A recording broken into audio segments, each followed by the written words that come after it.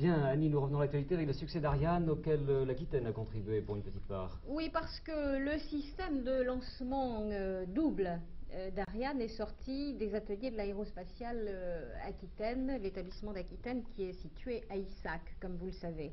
Alors je vous rappelle qu'à 13h59 hier, très précise, Ariane s'est levée dans le ciel de Guyane et 20 minutes plus tard, toutes les opérations du lanceur européen étaient terminées. Voici pourquoi l'établissement Aquitaine de l'aérospatiale prend sa part de succès. Parce que c'est ici, dans cet atelier, que l'on fabrique les principaux éléments du système de lancement double d'Ariane. On l'appelle le SILDA. L'établissement des Mureaux fait l'assemblage. Sur cette maquette, SILDA, c'est ce gros œuf. Il a permis aujourd'hui à Ariane de lancer ses 2 satellites. Et SILDA, c'est la plus grande structure en Europe en fibre de carbone nid d'abeille. Sur cette table, vous voyez les échantillons de ces matériaux composites. Qui dit matériaux composites dit légèreté. Vous voyez cette jeune femme qui porte une partie du panneau. Dit aussi résistance. Cet œuf est par exemple recouvert d'un tissu très fin, en carbone. Et la pose de ce tissu est très délicate, très minutieuse. Bref, ces qualités sont connues et très appréciées.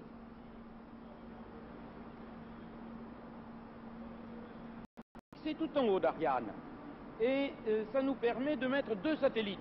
Il y en a un qu'on met tout en haut. Vous voyez au sommet de cette espèce d'œuf au fond en carbone, un satellite, et on en met un autre dedans. Alors ça permet avec le même lancement, le même tir d'Ariane, de mettre sur orbite d'abord le premier satellite, et puis d'ouvrir l'œuf et de sortir un 2e satellite.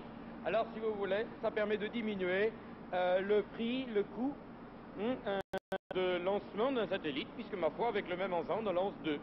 Donc nous sommes compétitifs. Ah oui, j'espère bien, et non seulement nous sommes compétitifs, que Ariane Espace a déjà enregistré beaucoup de commandes, beaucoup de lancements, et que nous espérons bien que la carrière de ce lanceur français va continuer glorieusement et va nous ramener beaucoup de travail. Alors le moral aujourd'hui, monsieur Masselin, en conclusion. Eh bien, écoutez, le moral est toujours bon, hein, et en tout cas il est bien meilleur. C'est toujours bien agréable de voir ces réussites, et puis que cela, ma foi, que ça nous permette de détendre dans le spatial. Oui, dans son enthousiasme, le directeur de l'aérospatial établissement d'Aquitaine a parlé du lanceur français. Il s'agit bien entendu du lanceur européen.